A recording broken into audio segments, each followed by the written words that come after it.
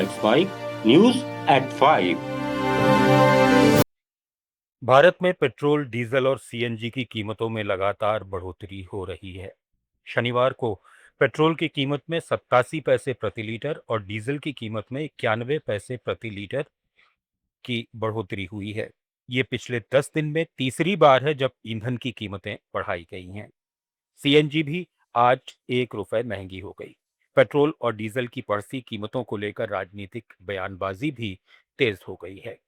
राजस्थान के पूर्व मुख्यमंत्री अशोक गहलोत ने कहा कि दाम बढ़ने से आमजन और किसानों की लागत बढ़ रही है, जबकि राज्य सरकार को वैट के रूप में अतिरिक्त राजस्व मिल रहा है। उन्होंने आरोप लगाया कि राजस्थान में वैट अभी भी पड़ोसी राज्यों हरियाणा और गुजरात से ज्यादा है। उन्होंने मुख्यमंत्री भजनलाल शर्मा से मांग की कि वैट और रोड सेस तुरंत कम किया जाए ताकि महंगाई से जनता को राहत मिले। इधर पटना में भाजपा सांसद राजीव प्रताप रूडी ने कहा कि तेल की कीमतों में बढ़ोतरी निश्चित तौर पर चिंता का विषय है। उन्होंने भरोसा दिलाया कि केंद्र सरकार लगातार इस मुद्दे पर काम कर रही है ताकि महंगाई का असर आम जनता पर कम से कम पड़े।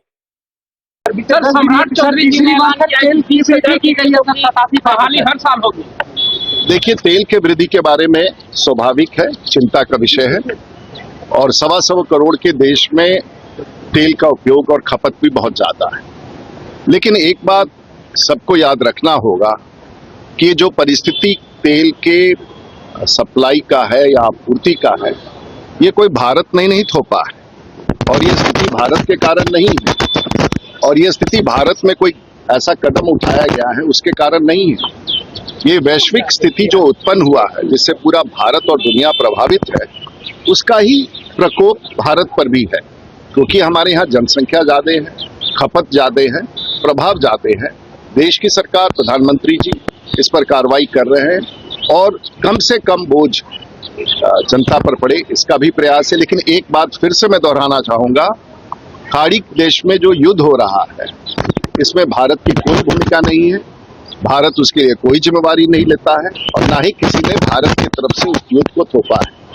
ये अमेरिका और ईरान और इजराइल के बीच का युद्ध है जो खाड़ी देशों को प्रभावित कर रहा है, जहां हमारी बड़ी आपूर्ति वहां से आती है। इसलिए इस देश के लोगों को फिर कहना चाहूंगा, ये पारिस्थितिक है और ये भारत ने नहीं थोपा है, युद्ध जो वहां है।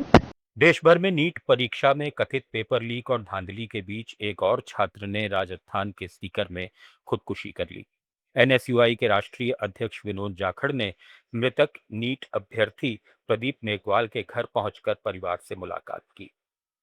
इस दौरान लोकसभा में विपक्ष के नेता राहुल गांधी ने फोन पर परिवार से बातचीत की। प्रदीप के पिता ने बताया कि उनका बेटा 3 साल से नीट की तैयारी कर रहा था और इस बार परीक्षा अच्छी होने से बेहद खुश था, लेकिन पेपर लीक की खबर सामने आने के बाद उसने आत्महत्या कर ली। बेटे की पढ़ाई के लिए परिवार ने जमीन तक बेच दी और उन पर 11 लाख रुपए का कर्ज है। परिवार ने राहुल गांधी से मांग की कि पेपर माफिया के खिलाफ सख्त कानून बने और दोषियों को कड़ी सजा मिले। परिवार की मांग सुनने के बाद राहुल गांधी ने कहा कि वे न्याय दिलाने की पूरी कोशिश करेंगे। उसके बाद में पेपर लीक होने के बाद में उसने वो सुसाइड तो पेपर लीक, जब पेपर लीक हुआ, उसने मतलब पहले भी ट्राई किया था या पहली बार की है? नहीं, ये तीसरी बार था। तीसरी बार था और इस बार इसको लगा कि हो जाएगा जी, और फिर मतलब हो नहीं जाएगा, हो ही गया था, हो गया था। और इनके कितने भाई बहन हैं? और 3 बहनें हैं, 1 भाई है। बड़ा भाई है या छोटा भाई है? नहीं, भाई तो वो एक ही था। और उनकी मम्मी भी हैं? जी। भैया बात कीजिए मम्मी से, बात करिए। हेलो। हेलो, नमस्कार। नमस्कार। सॉरी, ये बुरी खबर सुनी हमने। घणी दुख की बात तो ये 3 भाणी 1 भाई हो बिपरी मारो सारो, अब वही मारो टूट कर भी क्या करना। उनको वापस तो नहीं ला सकते। न्यूज एट 5 में फिलहाल इतना ही। जुड़े रहिए लेट्स माइक के साथ। आप सुन रहे थे let's make more than radio. Follow कीजिए हमें हमारे सोशल मीडिया प्लेटफॉर्म्स पर। It's time for news. It's time for more than radio. Presenting the first radio news app, Let's Mike.